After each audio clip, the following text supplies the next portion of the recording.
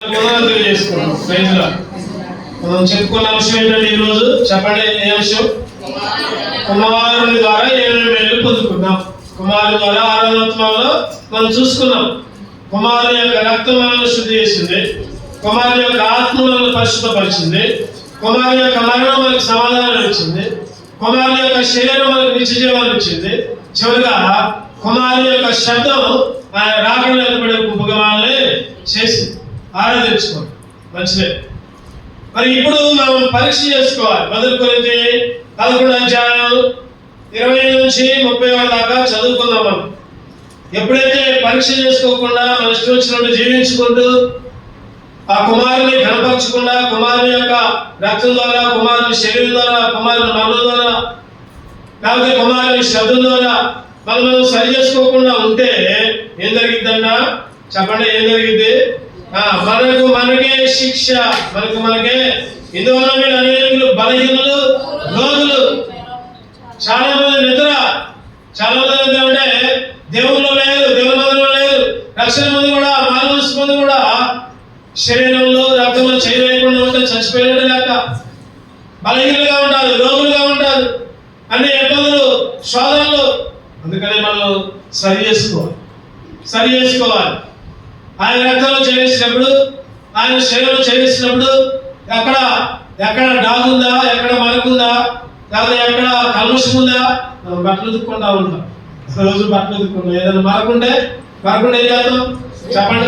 అక్కడ కొద్దిగా ఎక్కువ సభ పెడతాం, ఎక్కువ రుచుతాం. అదే ఆత్మీయంగా కూడా అంతే. మనం ఆత్మీయంగా కూడా ఎప్పటికప్పుడు శుభ్రం చేసుకోవాలి. నెలలు సంవత్సరాలు శుభ్రం చేసుకోకుండా జామల పోస్టుకు వచ్చి బలలో చేయవేసిన చాలా మంది ఉంటున్నారు ఈ మధ్య. అట్లా కాదు. ప్రతిరోజు ప్రతి ఆదివారం మనం కడుక్కోవాలి. రోజు ఏ విధంగా స్నానం చేస్తాము, రోజు ఏ విధంగా శుభ్రపరుచుకుంటాము, రోజు ఏ విధంగా ఉతికిన బట్టలు ధరిస్తాము, అదేవిధంగా మన ఆత్మను కూడా శుభ్రం చేసుకోవాలి. మన ఆత్మను కూడా కడుక్కోవాలి. మన ఆత్మను కూడా ఏం చేసుకోవాలంటే పరిశుద్ధపరచుకోవాలి. అందుకనే మనం చదువుకున్న భాగం చూస్తే 14 అధ్యాయం 32, 33, 34 వచనాలు చూస్తే శిష్యులు అన్నారు కదా, అయ్యా నీవు నిజముగా దేవుని కుమారుడు అని చెప్పి ఆయనకి మొక్కారు. మరి దేవుని కుమారుడిని మొక్కారు, మంచిదే. మరి కుమారుని విషయంలో ఏ విధంగా ఉండాలి? మొక్కడం మంచిదే. చాలా మంది మొక్కుతున్నారు కానీ ఎట్లా ఉండాలో ఉండలేకపోతున్నారు. పూజ చేస్తున్నారు, అయ్యా నువ్వే దేవుడు అంటున్నారు కానీ దేవుడికి ఇష్టం వచ్చినట్టు జీవించట్లా. ఒప్పుకుంటున్నారు, ప్రార్థన చేసుకుంటున్నారు, క్షమాపణ అడుగుతున్నారు, కానీ దేవుడికి ఇష్టం వచ్చినట్టు చేయట్లా. బలలో చేసేటప్పుడు కుమారుణ్ణి ఏ విధంగా ఘనపరచాలి, కుమారుని ఏ విధంగా మనం ఏ విషయంలో ఏ విధంగా జాగ్రత్తగా ఉండాలి, కుమారుని విషయంలో నేను ఎట్లా ఉండాలి? ఆరాధించితే సరిపోదు, భక్తి చేస్తే సరిపోదు, లేదా మొక్కితే సరిపోదు, లేకపోతే ప్రార్థనకు వస్తే సరిపోదు, మందిరానికి వస్తే సరిపోదు, లేకపోతే చందాలు ఇస్తే సరిపోదు, లేకపోతే నీ తలవంటలు ఇస్తే సరిపోదు, లేకపోతే నువ్వెన్నో ఏడ్చుకుంటూ ప్రార్థన చేసినా కూడా సరిపోదు. కానీ బైబిల్ అంటుంది కదా, కుమారుని విషయంలో ఏ విధంగా ఉండాలి, ఆ విధంగా ఉన్నామా లేదా? క్లుప్తంగా కొన్ని మాటలు చూసుకుని మనం ధ్యానం చేసుకుందాం, స్టడీ చేసుకుందాం. 1 యోహాను పత్రిక 2వ అధ్యాయం 1 యోహాను 2:23. 1 యోహాను 2వ అధ్యాయం 23. కుమారుని ఒప్పుకొనని ప్రతి వాడును తండ్రిని అంగీకరించువాడు కాడు. కుమారుని ఒప్పుకొని వాడు తండ్రిని అంగీకరించువాడు. కుమారుని ఒప్పుకొని ప్రతివాడు. మొదటిగా కుమారుని ఒప్పుకోవాలి. యేసే కుమారుని ఒప్పుకోవాలి. యేసుక్రీస్తే దేవుడిని ఒప్పుకోవాలి. యేసుక్రీస్తు కుమారుని ఒప్పుకోవడం అంటే నోటితో ఒప్పుకోవడం కాదు. చెప్పండి, చాలా మంది ఒప్పుకుంటారు, నోటితో ఒప్పుకోలే కదా బాప్తిసం తీసుకుంది. చెప్పండి, బాప్తిసం తీసుకున్నప్పుడు ఒప్పుకున్నారా లేదా? చెప్పట్లా, ఒప్పుకొనే బాప్తిసం తీసుకున్నారు. మరి బాప్తిసం తీసుకునేటప్పుడు ఒప్పుకోవడం మాత్రం కాదు, దేవుడు చెప్పిన ప్రతి మాటకి లోబడాలి. ఒప్పుకున్నప్పుడు ఆయనే దేవుడిని ఒప్పుకున్నప్పుడు దేవుణ్ణి గణపరచాలి, దేవుణ్ణి మాట వినాలి, దేవుని ఆజ్ఞలను పాటించాలి. చాలా మంది ఎట్లా తీసుకుంటారంటే బాప్తిసాలు, కొంతమంది ఎట్లా తీసుకుంటారంటే పెళ్లిళ్ళకే బాప్తిసాలు తీసుకుంటారు. దేనికి తీసుకుంటారు చెప్పండి? పెళ్లిళ్ళకి. కొంతమంది ఇంకా ఎట్లా తీసుకుంటారంటే పేరు క్రైస్తవ మతంలోకి మార్చుకోవాలి అని బాప్తిసం తీసుకుంటారు. లేకపోతే చనిపోయేటప్పుడు కొంతమంది ఎట్లా ఉంటారంటే చనిపోయేటప్పుడు ఇంకా 2 రోజుల్లో చనిపోతాడు, ఈవిడ ఇప్పుడు దాకా పాపిగా బతికాడు, ఈవిడి బాప్తిసం అనుకొని చేసుకుని ఉంచుతా ఉంటారు. అవన్నీ కాదు. పెళ్ళిళ్ళ కోసమో లేకపోతే ఇంకా దేనికోసమో బాప్తిసాలు తీసుకుంటే అవి చల్లవు. నువ్వు బాప్తిసం తీసుకునేటప్పుడు ఒప్పుకోవాలి, యేసుక్రీస్తు దేవుడని ఒప్పుకోవాలి. ఒక ఆయన అన్నాడు కదా, నేను చిన్నప్పుడు పెళ్లి చేసుకునేటప్పుడు బాప్తిసం తీసుకుని ఇప్పుడు ఆయన 50 సంవత్సరాలు దాకా వచ్చినాయి. ఆయన 18 సంవత్సరాలప్పుడే పెళ్లి చేశారంట. అప్పుడు బాప్తిసం తీసుకుంటేనే పెళ్లి చేస్తామన్నారంట. అనేసరికి బాప్తిసం తీసుకున్నాడంట. బాప్తిసం తీసుకోవడం పేరుకే కానీ మొత్తం లోకంలోనే చర్చికి రాలా, ప్రార్థనకు రాడు, ఒప్పుకోడు, దేవుని అంగీకరించరా, కానీ పెళ్లికి మాత్రం బాప్తిసం. ఈ మధ్య మందిరానికి వస్తున్నాడు, మరి ఏదో నష్టం జరిగింది, మందిరానికి వస్తున్నాడు. ఈ విధంగా వాక్యం చెబుతుంటే బాప్తిసం తీసుకున్నప్పుడు ఒప్పుకోవాలి అనుకుంటే తర్వాత ఆయన కలిసి అంటున్నాడు కదా, అయ్యా నేను ఎప్పుడో బాప్తిసం తీసుకున్నా, మరి ఇప్పుడు చెల్లిద్దా అని అడిగాడు. నేనన్నా నువ్వు బాప్తిసం తీసుకునేటప్పుడు ఒప్పుకున్నావా యేసుక్రీస్తుని? నీ పాపాలను ఒప్పుకున్నావా? క్షమాపణ పొందావా? ఒక నిరీక్షణ వచ్చిందా అంటే నేను ఏం చేయను, నాకేం తెలియదు, అయ్యగారు కూడా నాకేమి చెప్పలేదు అని చెప్పారు. అట్లయితే మళ్ళీ బాప్తిసం తీసుకోవాలని చెప్పారు. అట్లయితే మళ్ళీ పాపాలు ఒప్పుకొని బాప్తిసం తీసుకోవాలి. ఈరోజు చాలా మంది ఒప్పుకోకుండా బాప్తిసం తీసుకుంటే పరలోకానికి వెళ్ళరు. అనుకుంటున్నావేమో నేను బాప్తిసం తీసుకున్నాలే అని అనుకుంటున్నావేమో. నువ్వు ఈ లోకంలో ఉండి నీ ఇష్టం వచ్చినట్టు బాప్తిసం తీసుకుంటే కుదరదు. యేసుక్రీస్తు దేవుడిని ఒప్పుకోవాలి. అక్కడ చక్కగా రాయబడింది, చదవనమాట. కుమారుని ఒప్పుకోనని ప్రతి వాడును తండ్రిని అంగీకరించేవాడు కాడు. కుమారుని ఒప్పుకోనోడు అంగీకరించేవాడు కాదు. ఒప్పుకుంటేనే తండ్రిని అంగీకరిస్తా ఉంటాడంట. ఒప్పుకోకపోతే అంగీకరించేవాడు. ఈ మధ్యాహ్న దాసంలో నిజంగా ఒప్పుకుంటున్నావా? యేసు ప్రభు అని నీ నోటితో ఒప్పుకోవాలి. యేసే రాజుని ఒప్పుకోవాలి. యేసే రక్షకుడు ఒప్పుకోవాలి. ఒకసారన్నా ఒక ఇద్దరు తోడివాళ్ళు ప్రార్థనకు వస్తున్నారు. ప్రార్థనకు వస్తున్నారు. అసలు వాక్యాన్ని చెప్పగానే రెఫరెన్స్ చదువుతున్నారు. ఇద్దరు పోటీలు పడి సేవకుడు రెఫరెన్స్ చెప్పగానే ఎమ్మంటే ఒక్కొక్కరు పోటీలు పడి చదువుతున్నారు. బాగానే ఉంది అక్కడ దాకా. అరే ఇంటికి పోయేటప్పుడు చూస్తే చేతిలో బైబిల్ ఉన్నట్లా, వచ్చినప్పుడు చూస్తే చేతిలో బైబిల్ ఉన్నట్లా. ఇంటికి పోయేటప్పుడు బైబిల్ ఉన్నట్లా, వచ్చినప్పుడు బైబిల్ ఉన్నట్లా. అయ్యగారికి డౌట్ వచ్చింది, అదేంటి వీళ్ళు పోయేటప్పుడు బైబిల్ కనపట్లా, వచ్చినప్పుడు బైబిల్ కనపట్లా, లోపలికి వచ్చిన తర్వాత మాత్రం ఏం చేస్తున్నారు? వాక్యాలు చదువుతున్నారు. చివరికి ఉండబెట్లాగా ఇద్దరిని పిలిచి అడిగాడు, ఏంటమ్మా మీ బైబిల్ అయ్యి మీరు వచ్చినప్పుడు చూసా ఉట్టి చేతులతో వచ్చారు కదా, పోయేటప్పుడు కూడా చూస్తున్నా ఉట్టి చేతులతో పోతున్నారు కదా, మరి లోపలేమో చర్చిలోనేమో బైబిల్ చదువుతున్నారు కదా, ఏంటి సంగతి అని అడుగుతుంటే ఆ ఇద్దరు తోటి కోడలు అన్నారంట, అయ్యా మేము మా బైబిల్ కొంగు సార్లో పెట్టుకొని వస్తున్నాం అయ్యా అన్నారు. ఎక్కడ పెట్టుకొని వస్తున్నారంట బైబిల్? కొంగు సార్లో ఎవరికి కనపడకుండా, కులానికి కనపడకుండా, బజార్లో కనపడకుండా, లేదా అవిశ్వాసం కనపడకుండా. ఈరోజు చాలా మంది రహస్య క్రైస్తవులుగా ఉంటున్నారు.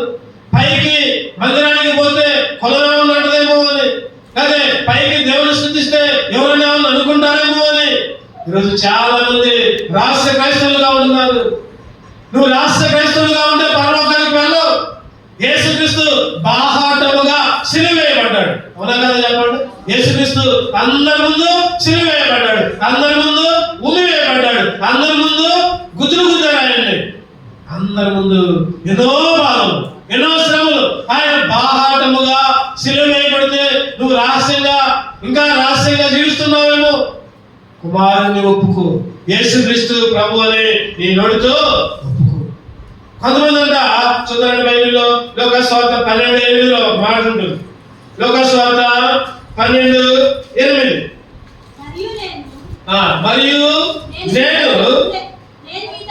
నేను మీతో చెప్పున్నది ఏమనగా, నన్ను మనుషుల ఎదుట ఒప్పుకొని వాడెవడో మనుష్య కుమారుడు దేవుని దూతల ఎదుట వారిని ఒప్పుకొనుడు. మనుషుల ఎదుట ఒప్పుకుంటేనే ఆయన కూడా ఇగో నా బిడ్డ, ఫలానా నా బిడ్డ, ఫలానా నా బిడ్డ, ఆ పరలోకంలో దూతలందరి ముందు ఒప్పుకుంటారు.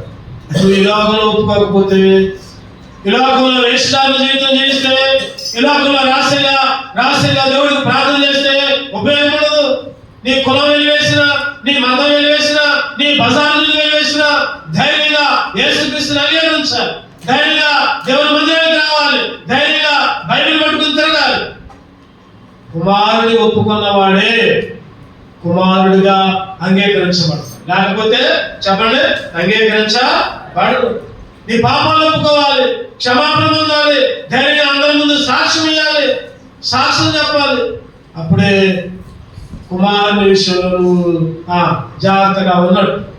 ఈ విధంగా ఉండకుండా నువ్వు ఎంత ప్రార్థన చేసినా, లేకపోతే ఎన్ని చందాలు ఇచ్చినా, లేకపోతే ఎంత డెకరేషన్ చేసినా, ఎన్ని స్టార్లు పెట్టుకున్నా, లేకపోతే ఇంకేదైనా చేసినా కూడా ఉపయోగం ఉండదు. యేసుక్రీస్తుని ఒప్పుకోవాలి. మొదటిగా కుమారుని విషయంలో ఎలా ఉండాలంటే, మొదటిగా ఏం చేయాలి చెప్పండి, ఒప్పుకొని ఆయన బలలో చేయాలి. రెండోదిగా చూద్దామండి. రెండోదిగా కీర్తనలు 2:12 కీర్తనలు 2:12 ఆయన కోపము త్వరగా రగులుకొను, కుమారుని ముద్దు పెట్టుకొనుడి, లేని యెడల ఆయన కోపించును కుమారుని. ఈరోజు మన అంశం మొత్తం ఆరాధనోత్సవంలో కుమారుని గురించి ధ్యానించాం. బలవత్వంలో కూడా కుమారుని గురించి. మొదటిగా కుమారుణ్ణి ఒప్పుకోవాలి. రెండవదిగా కుమారుణ్ణి ముద్దు పెట్టుకోవాలి. చెప్పండి, రెండవదిగా ఏం చేయాలంటే కుమారుణ్ణి ముద్దు పెట్టుకోవాలి. కుమారుని ముద్దు పెట్టుకోవడం అంటే ఈ లోకపు ప్రేమ కాదు, ఆత్మీయంగా దాని అర్థం ఏంటంటే కుమారుని ఎక్కువగా ప్రేమించాలి. అంటే యేసుక్రీస్తుని ప్రేమించేవాడుగా ఉండాలి. కుమారుని ముద్దు పెట్టుకోవడం అంటే కుమారుని ఎక్కువగా ప్రేమించుకోవాలి. మనం చిన్నపిల్లలను దగ్గర తీసుకొని ముద్దు పెట్టుకుంటాము. ఎందుకు? కారణం ఏంటంటే ఎక్కువగా ప్రేమిస్తాం కాబట్టి. ఈరోజు యేసుక్రీస్తును ఎక్కువగా ప్రేమించేవాడిగా ఉండాలి, ప్రేమించే దానిగా ఉండాలి. యేసుక్రీస్తుకి ప్రథమ స్థానం ఇవ్వాలి, యేసుక్రీస్తుకి రెండో స్థానం ఇవ్వకూడదు. చాలా మంది యేసుక్రీస్తుకి రెండో స్థానం ఇస్తారు. మరి ప్రథమ స్థానం దేనికి ఇస్తున్నారు చెప్పండి? ప్రథమ స్థానం దేనికి ఇస్తున్నారు? వాళ్ళ పనులకి ప్రథమ స్థానం ఇస్తున్నారు, వాళ్ళ ఉద్యోగానికి ప్రథమ స్థానం ఇస్తున్నారు, వాళ్ళ ఇంటి పనులకి, లేకపోతే వాళ్ళ ఇంట్లో ఉన్న బట్టలు ఉతుక్కోవడానికో, వంటలు వండుకోవడానికో, తిండి తినడానికో. ఈరోజు దాని తర్వాతనే యేసుక్రీస్తు, దాని తర్వాతనే మందిరం. అందుకనే యాకోబు పత్రికలో ఒక చక్కటి మాట ఉంటుంది. ఇదిగో అక్కడికి పోయి, ఇదిగో ఎక్కడికి పోయి సంపాదించుకొని తిందాం, తాగుదాం, సుఖిద్దామని చెప్పుకునేవో మనుషులారా, ఓ మనుషులారా, రేపేమి సంభవిస్తుందో మీకు తెలియదు. ఇదే అనుకోని సమయం, నేనే రక్షణను. ఈరోజు ఒప్పుకోదే ఉంది. ఇదిగో అక్కడికి పోతా, నేను ఎక్కడికి పోతా, అక్కడికి పోతే బాగా డబ్బులు వస్తున్నాయి, ఎక్కడికి పోతే బాగా డబ్బులు వస్తున్నాయి అని దేవుని మందిరాన్ని విడిచిపెడితే నీకేం మిగలదు, నీకేం మిగలదు.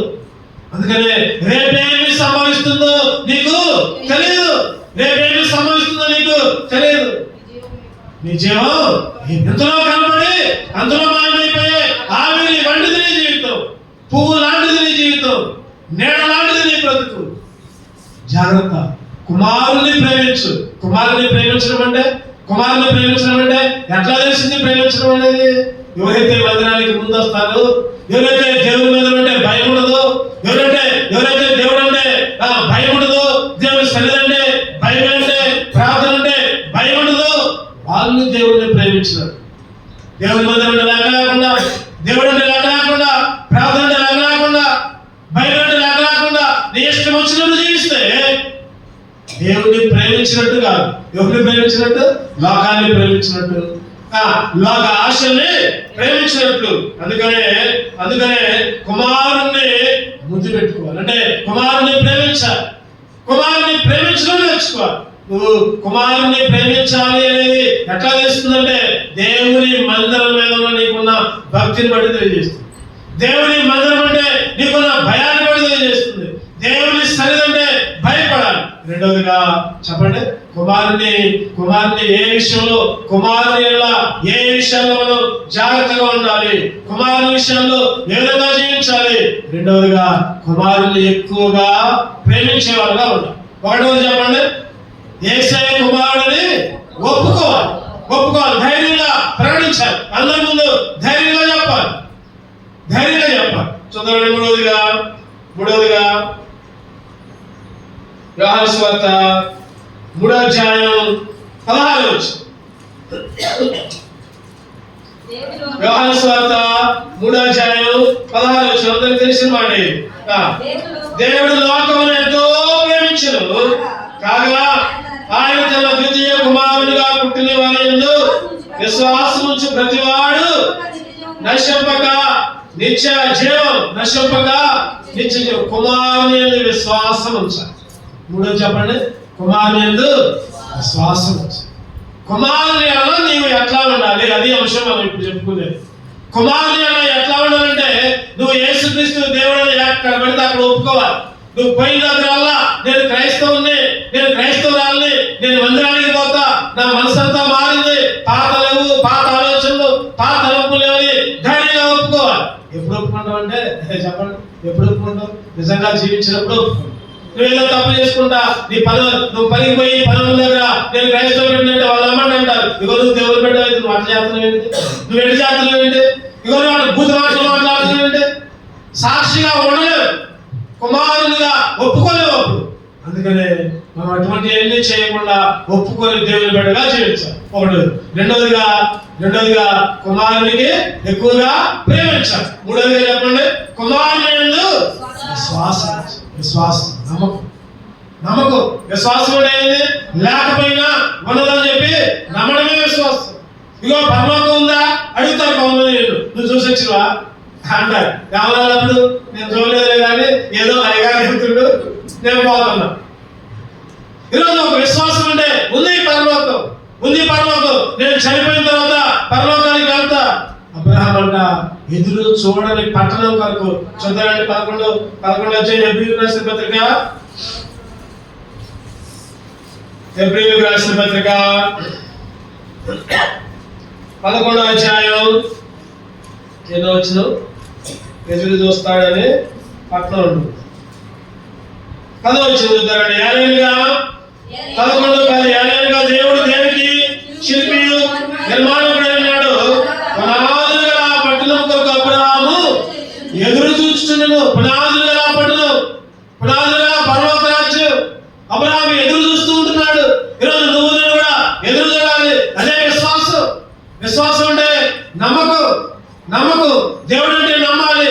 చాలా మంది నమ్మరు దేవుడు నమ్మరు. దేవుడు అంటే నాకు చూపి అంటారు. కొంతమంది ఎత్తండి వాళ్ళు, దేవుడు అంటే నాకు కనపడితే నేను దేవుడిని నమ్ముతా, లేకపోతే నమ్మను అని చెప్తాం. చెప్పండి, గాలి అంటే చూపిమను, గాలి చూపిస్తారు. ఒకసారి ముక్కు మూసుకొని ఉంటే ఏమైంది, చచ్చిపోతుంది. ఈరోజు గాలి కనపడదు. ఈరోజు మనకున్న వస్తువులన్నీ ఈ వస్తువు, ఈ మైక్ ఉందనుకోండి, ఈ మైకు ఎట్టొచ్చింది ఇక్కడికి? ఈ మైక్ వెనుక ఎవరో ఒకరు ఉన్నారు. ఈ మైక్ ని ఎవరో ఒకరు ఏం చేశారు, తయారు చేశారు. లోపలన్నీ పరికరాలు పెట్టి, వైర్లు పెట్టి ఈ మైక్ అన్ని మంచిగా తయారు చేశారు. ఆయన నాకు కనపడలేదు అంటే కుదరదు. ఈరోజు దేవుడు ఉన్నాడు. చాలా మంది మూర్ఖత్వంలో ఉంటున్నారు. దేవుడు అంటే నాకు కనపడదు, దేవుడు అంటే నాకు చూపి. ఈరోజు నమ్మకం ఉంచుకోవాలి, విశ్వాసం ఉంచుకోవాలి. ఈరోజు దేవుడు లేకపోతే ఈ సృష్టి ఎక్కడి నుంచి వచ్చింది? ఆ సూర్యుడు ఎక్కడి నుంచి వస్తాడు? ఆ చంద్రుడు ఎక్కడి నుంచి వస్తాడు? పగలు రాత్రి ఒకసారి ఆలోచించావా? సృష్టిని ఒకసారి గమనించావా? నువ్వు నిద్రపోతున్నావు, తెల్లారి లేస్తున్నావు, ఎట్లా జరుగుతుంది వాతావరణం మార్పులు? చంద్రుడు, సూర్యుడు, నక్షత్రాలు ఏ విధంగా తిరుగుతున్నాయి, ఏ విధంగా వర్షాలు వస్తున్నాయి, ఏ విధంగా ఎండలు, ఏ విధంగా చలి కాలాలు ఏ విధంగా మారుతున్నాయి. దేవుడు ఉన్నాడు కాబట్టి. అందుకని ఆదికాండంలో 1వ వచనం ఉంటుంది, ఆదిలో దేవుడు చెప్పండి భూమి ఆకాశములే సృష్టించాడు. సృష్టించాడు ఆయన నోటి మాట ద్వారా అన్ని పగలు రాత్రి జంతువులు లేదా ఇంకా నీళ్లు ఎన్నో ఇంకా దేవుని నమ్మకుండా ఇంకా విశ్వాసం ఉంచకుండా చాలా మంది క్రైస్తవులు కూడా రక్షణ పొంది మారుమనసు పొంది బాప్తిసం తీసుకుని కూడా నమ్మకం దేవా నిజంగా నువ్వు దేవుడు అయితే నాకేందుకు ఎట్లయితుంది, నాకేందుకు ఈ రోగాలు అవుతుంది, అసలు నువ్వు చేసే పని ఏమో చేయలేదు, నువ్వేమో దేవుడు చెప్పినట్టు చేయకుండా దేవుని ఆజ్ఞలు పాటించకుండా నీ ఇష్టం వచ్చినట్టు జీవించుకుంటూ నేను మందిరానికి పోతున్నాను అనుకుంటూ దేవునికి వ్యతిరేకంగా జీవిస్తే రోగాలు రాక ఇంకేం వస్తాయి, ఇబ్బందులు రాక శోధనలు రాక ఇంకేం వస్తాయి. మధ్యాహ్న కాలంలో దేవుని నమ్ము, విశ్వాసం ఉంచు, రక్షణ పొంది స్థిరమైన విశ్వాసం. నాకు ఏ బాధ వచ్చినా దేవుడే తీసేస్తాడు, దేవుడే అన్నింటినీ తొలగిస్తాడు. ఒక నమ్మకం ఉంచా, విశ్వాసం ఉంచా. కుమారుని యందు చెప్పండి ఏం చేయాలంటే విశ్వాసం ఉంచా. 4వ చూద్దామండి. 4వ విషయం కుమారుని విషయంలో ఎట్లా ఉండాలి మనం. మత్తయి సువార్త 17వ అధ్యాయం 4వ వచనం. మత్తయి సువార్త 17:4. అప్పుడు పేతురు ప్రభువా మనం ఇక్కడ ఉండటం మంచిది, నీకు ఇష్టమైతే ఇక్కడ నీకొకటి, మోషేకి ఒకటి, ఏలియాకి ఒకటి 3 పర్ణశాలలు కట్టుదని యేసుతో చెప్పాను. పేతురు అంట యేసుక్రీస్తు అంటున్నాడు, ప్రభా ఎక్కడనే ఉన్నాం ఎక్కడైనా పై విషయాలు ఉండదు. రూపాంతరపు కొండ. ఇంకొండ అంటే దాని పేరంటే చెప్పండి రూపాంతరపు కొండ. బాగా ఉందంట, తెల్లగా ఉందంట, ఆయన వస్త్రాలు మెరిసిపోతున్నాయంట, సూర్యులాగా ముఖం మెరిసిపోతుందంట. అటువంటి పరిస్థితుల్లో యేసుక్రీస్తుతో పాటు ఇంకొక ఇద్దరు ఉన్నారు. ఎవరు? మోషే ఏలియా అంటున్నాడు కదా పేతురు. వాళ్ళ ముగ్గురు చేసి ప్రభువా నీకొకటి, మోషేకి ఒకటి, ఏలియాకి ఒకటి, ఒక పర్ణశాల కడదామా, ఎక్కడనే ఉందామా. పేతురు అంత తెలివితో కూడా ఎవరు లేరు, పేతురు అంత అబద్ధికుడు ఎవరు లేరు, పేతురు అంత దుడుకు స్వభావం ఎవరు లేరు, పేతురు అంత తండ్రుడు ఎవరు లేరు. ముగ్గురిని బాధకంట ఉంచుతున్నాడు. యేసుక్రీస్తు అందరికంటే గరుడని పేతురు తెలుసుకోలేకపోయాడు. అంటే యేసుక్రీస్తుని కూడా మోషేతో పోల్చాడు, యేసుక్రీస్తుని ఏలియాతో పోల్చాడు. మీ ముగ్గురు ఒకటే అన్న స్వభావంతో మాట్లాడాడు. యేసుక్రీస్తు వేరు, ఏలియా మోషేలు వేరు. యేసుక్రీస్తు ఉన్నత దేవుని కుమారుడు, తను తానే సిద్ధపరుచుకున్నాడు, తను తానే మరణానికి అప్పచెప్పుకున్నాడు. దేవుని మాటకు లోబడే తత్వం లేదు, కుమారుని ఎడల లోబడే విషయం లేదు. పేతురికి లోబడకుండా ఇష్టం వచ్చినట్టు మాట్లాడుతూ ఉన్నాడు.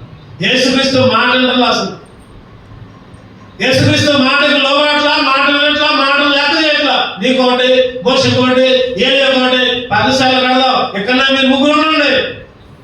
యేసుక్రీస్తు మాటకి అవిధేయుడిగా ఉంటుంది.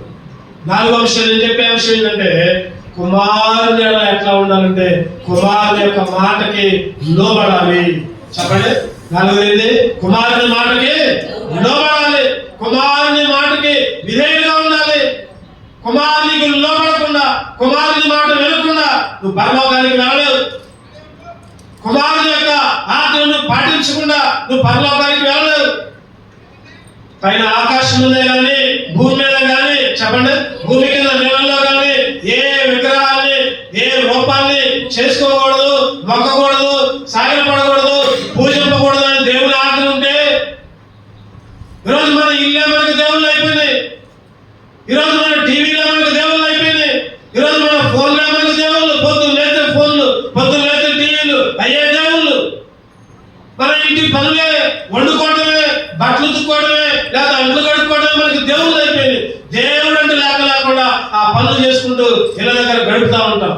మన ఉద్యోగాలే దేవుళ్ళు అయిపోయింది, మన డబ్బులే మనకి దేవుళ్ళు అయిపోయింది. ఈరోజు సైతానే దేవుడుగా అయిపోయాడు. కుమారుని మాటకు లోబట్ల. అరే ఆదివారం దాకా 7 రోజులు నీకు ఇచ్చా, 7 రోజుల్లో 6 రోజులు నీ ఇష్టం వచ్చిన పని చేసుకో, నీ ఇష్టం వచ్చినట్టు జీవించు. 7 రోజు నాకు ఇయ్యాలి అంటే 7 రోజులు దేవుడికి ఇయ్యట్లా. అరే రోజు మొత్తం కూడా ఒక 3 గంటలు ఇవ్వంటే ఆ 3 గంటలే ఎగ్గొడతా ఉంటాం. ఆ 3 గంటలే దేవుని మీద గడపు. కుమారుని మాటకి లోబడాలి. అందుకనే యాకోబు భక్తుడు ఒక మాట అంటూ ఉంటాడు, చూద్దామండి.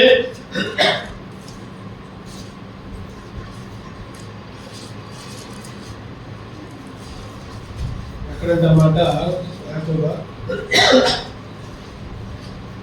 1 పేతురు 3వ అధ్యాయం 1వ వచనం. అటువలే స్త్రీలారా మీరు మీ స్వపురుషులకు లోబడి ఉండే. స్త్రీలారా మీరు మీ పురుషులకు, చెప్పండి, స్త్రీ అంటే ఎవరు? సంఘం. స్త్రీ అంటే సంఘం. ఎవరు మీ పురుషుడు? ఎవరు? సంఘానికి పెళ్లి కుమారుడు ఎవరు? యేసుక్రీస్తుకు లోబడి ఉండండి. శారీరకంగా మీ భర్తలకు ఏ విధంగా లోబడతారు? భర్తకి వాగ్దానం చేస్తారు, పెళ్ళిళ్ళప్పుడు ప్రమాదం చేస్తారు. ఎప్పుడు చెప్పిందే చేస్తా, భర్తకు లోబడదు అంటే లోబడతాను తలకాయ రూపుతారు. క్వీన్ డయానా అని ఎలిజబెత్ యొక్క రాణి, ఇంగ్లాండ్ యువరాణి డయానా, ఆమె పేరు రాణి అనమాట, క్వీన్. ఆ రాణికి పెళ్లి జరుగుతుందంట.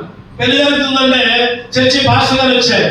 ఒక రాణి పెళ్లి చేసుకున్న ఆయన పక్కన ఉన్నాడు, ఆ పక్కన ఉంది. అమ్మా నేను చెప్పింది చెప్పు అని అన్నాడంట అయ్యగారు. ఆమెమో రాణి. ఆ రాణి వంశం అంటే చాలా గర్వం ఉండదు, చాలా గర్వం, మామూలుగా ఉండదు.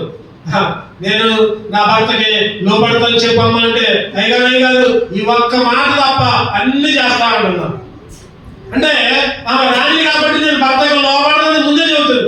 ఈ ప్రమాదం మాత్రం ప్రమాదం చేయమ్మా, పెళ్లిలో ప్రమాదం చేయి అంటే ప్రమాదం చేయట్లా. ఈ వాటిని మాత్రం నేను ప్రమాదం చేయను. ఇప్పుడు ఎట్టుందంటే ప్రమాదాలన్నీ పక్కనే పోతాయి.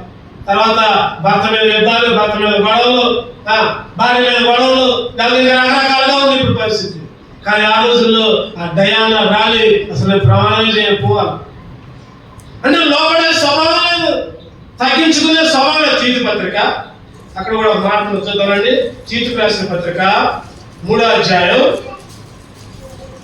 1వ వచనం. 3:1 అధిపతులకును అధికారులకును లోబడి విధేయులుగా ఉండవలననియు ప్రతి సత్కార్యము చేయుటకు సిద్ధపడి ఉండవలననియు మనుషులందరి ఎడల సంపూర్ణమైన సాత్వికమును కనపరచుచు ఎవరిని దూషింపగా జగడమాడని వారును శాంతులై ఉండవలననియు వారికి జ్ఞాపకము చేయము. పౌలు గారు తీతుకు రాసుకుంటూ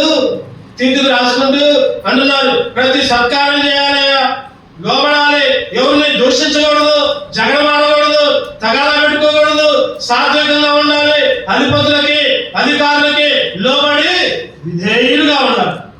ఈ పై అధికారులకు లోబడి ఉండాలి, మీ పై అధికారులకు లోబడి ఉండాలి. అధిపతులకు లోబడటం లేదు, విధేయులుగా ఉండేది లేదు, దేవుని సేవకులు అంటే లెక్కలేదు, దేవుని మందిరం అంటే లెక్కలేదు, అసలు దేవుడు అంటేనే లెక్కలేదు. చర్చిలో ఉన్నసేపు బాగానే ఉంటాం, బయట పోయిన తర్వాత ఎట్లా పడితే అట్లా మాట్లాడతాం. ఈరోజు లోపట్టు దేవుని మాటలపై విధేయత చూపించడం. అందుకే యోహాను 3:36 కుమారుని యందు విశ్వాసం ఉంచువాడు నిత్య జీవం ఉన్నవాడు, కుమారునికి విధేయుడు కానివాడు, చదవనమాట యోహాను సువార్త,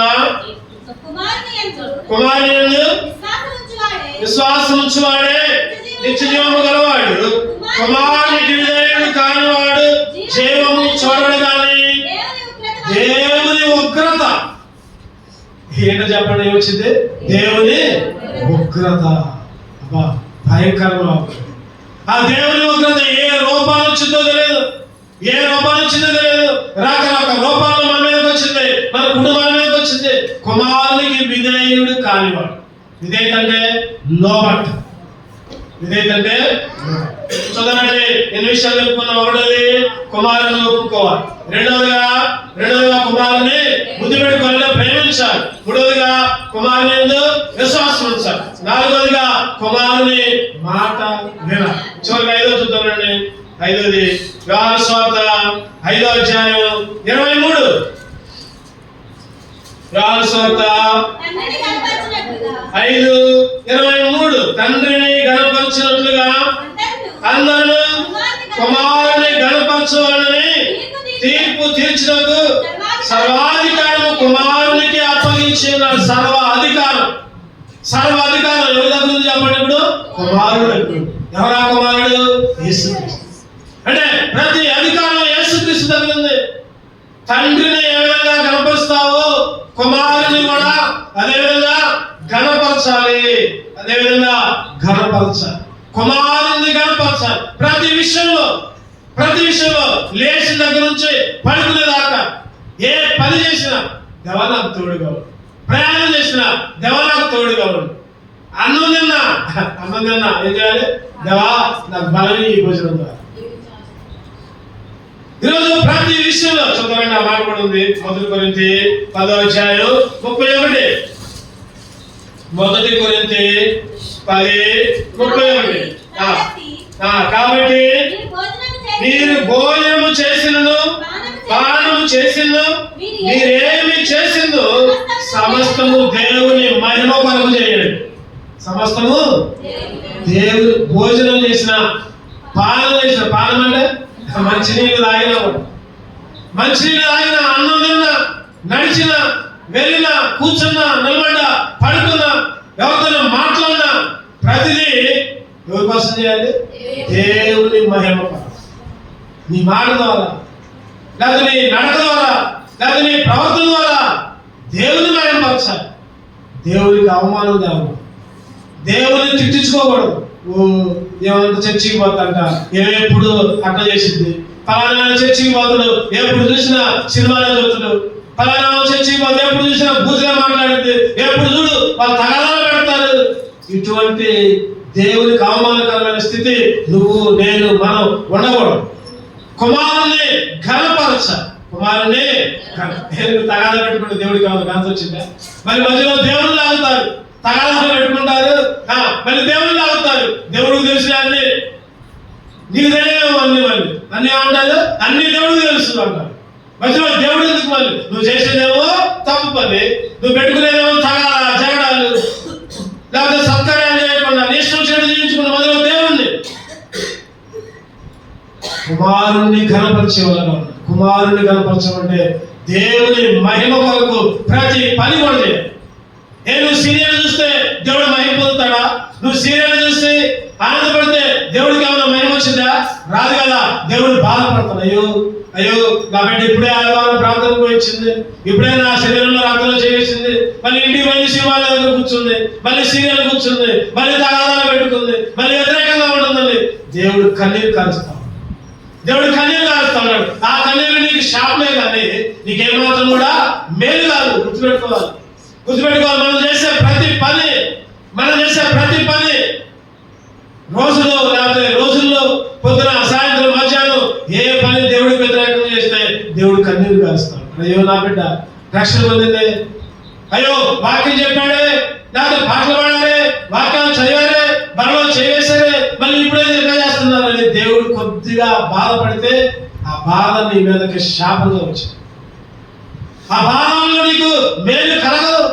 కుమారుణ్ణి కనపరచాలి. అందుకనే సమయాల గ్రంథంలో మాట ఉండదు. ఏముండదు చెప్పండి? నన్ను కనపరచు వారిని నేను కనపరుస్తాను. నన్ను కనపరిస్తే నేను కనపరుస్తాను. నన్ను కనపరచడం అంటే దేవుని కనపరచడం అంటే చెప్పండి. దేవుని కనపరచడం అంటే దేవుడి బొమ్మ పెట్టుకొని రోజు పూజ చేయడం కాదు. దేవుని కనపరచడం అంటే చందా వేయడం కాదు. దేవుని కనపరచడం అంటే లేకపోతే పనులు చేయడం కాదు. దేవుని కనపరచడం అంటే దేవునికి విలువ, ప్రథమ స్థానం దేవుడికే ఇయ్యాలి. ఇంకా ఏదైనా తర్వాతే, దేవుడి తర్వాతే నీ భర్త అయినా, దేవుడి తర్వాత నీ భార్య అయినా, దేవుడి తర్వాత నీ పిల్లలైనా గుర్తుపెట్టుకోవాలి. దేవుడి తర్వాత నీ ఇల్లు, నీ ఉద్యోగం, నీ డబ్బు దేవుడికి ప్రథమ స్థానం, మిగిలిన వాటికి రెండో స్థానం. మన జీవితాలు ఎట్లా ఉందంటే ఏది అవకాశం వస్తే అదే దేవుడు అయిపోతుంది. దేవుడి పక్కన పెడతాం, మిగిలిన వాటిని ఎక్కువ చేస్తాం. ఈరోజు కుమారుని కనపరిస్తేనే ఆ కుమారుడు నిన్ను కూడా కనపరుస్తాడు. 5 విషయాలు కుమారుని ఎందు ఏ విధంగా ఉండాలి. 2 కళ్ళు మూసుకుందాం. బాగా చేసేటప్పుడు ఒకసారి సరి చేసుకుందాం. మోకరిద్దాం. వీలైతే మోకరించలేకపోతే మోకరించక్కర్లా, పర్వాలా. మోకాలు ఎప్పుడు లేకపోతే మోకరించండి. దేవుడు నీ మోకాలను చూస్తాడు. నీ తగ్గింపు మోకరించడం నేను గుర్తుంటే నీ తగ్గింపు గుర్తు, వినయాన్ని గుర్తు. మోకాళ్ళ నొప్పులు ఉంటే పర్వాలా, మోకాలు అయిపోయినా పర్వాలా. ఈ మధ్యాహ్న కాలంలో దేవుడు నీతో మాట్లాడలేదా? కుమారుని ఒప్పుకుంటున్నావా? లేకపోతే పైకి ఒప్పుకొని లోపల ఇష్టం వచ్చినట్టు చేస్తున్నావా? కుమారుని ప్రేమిస్తున్నావా? కుమారునికి ముద్దులు పెడుతున్నావా? ముద్దులు పెట్టడం అంటే దేవుణ్ణి ప్రేమించడం, దేవుని మందిరాన్ని ప్రేమించడం, దేవుని సన్నిధిని ప్రేమించడం, దేవుని ఇల్లు ప్రేమించడం, దేవుని పనులు ప్రేమించడం. కుమారుని విశ్వాసం ఉందా? ఏదో లేదు పోతున్నాంలే, రక్షణ పొందాగా ఏదో పోతున్నాం, ఆదివారం వచ్చింది పోకపోతే ఏమని అనుకుంటానేమో, అయ్యగారు ఏమని అనుకుంటాము, లేకపోతే మా ఇంటి పక్కన ఏమని అనుకుంటారేమో. అది కాదు కావాల్సింది. నమ్మకం ఉంచుకో, విశ్వాసం ఉంచుకో. కుమారుని మాట వింటున్నావా? మాటకు లోబడుతున్నావా? అవిధేయత చూపిస్తున్నావా? దేవుని వాక్యానికి లోబడుతున్నావా? వాక్యానికి అవిధేయత చూపిస్తున్నావా? కుమారుని ఘనపరుస్తున్నావా? ఏది చేసినా కూడా, భోజనం చేసినా, పానం చేసినా, ఏ పని చేసినా దేవుని మహిమ కొరకే చేయండి అని బైబిల్ చెప్తుంది. నువ్వేమో నీ మహిమ కొరకే చెప్తున్నావు. నీ గొప్పదనమే, నీ మహిమే, నీ పేరే కావాలి. అక్కడ దేవుని మహిమ పొందాలి. నీ ద్వారా దేవుడి మహిమ పొందాలి. నీ నడక ద్వారా, నీ పడక ద్వారా, నువ్వు కూర్చోవడం ద్వారా, నీ ఆలోచన ద్వారా, నీ పనుల ద్వారా దేవునికి మహిమ. భోజనం చేసినా, పానం చేసినా కూడా దేవుని మహిమ కొరకే చేయండి. దేవుని గణపరచు, నన్ను గణపరచు వాడిని నేను గణపరుస్తా అంటున్నాడు దేవుడు. ఆయన గణపరచకపోతే రక్షణ పొంది కూడా దూరంగా ఉంటున్నావేమో, రక్షణ పొంది కూడా వ్యతిరేకంగా ఉంటున్నావేమో, రక్షణ పొంది కూడా దేవునికి ఇష్టం లేని పనులు చేస్తున్నావేమో, రక్షణ పొంది కూడా దేవుడు అంటే లెక్క లేకుండా జీవిస్తున్నావేమో. ఈ మధ్యాహ్న కాలంలో దేవుడు నిన్ను హెచ్చరిస్తున్నాడు. అక్క, చెల్లి, తమ్ముడు, అన్న, దేవుడు హెచ్చరిస్తుంటే సరి చేసుకోకపోతే శాపగ్రస్తులు అవుతాం. చెప్పుకోలేని బాధలు, బలహీనులు, చాలా మంది లోకస్తులు, చాలా మంది బలహీనులు, చాలా మంది నిద్రపోతున్నారంట. యోగ్యముగా సరి చేసుకునే మనలో చేయాలి. అటువంటి కృప దేవుడి వారికి అనుగ్రహించును గాక. ఆమేన్. ఆ విధంగా పరిశీలించుకో ఒక క్షణం.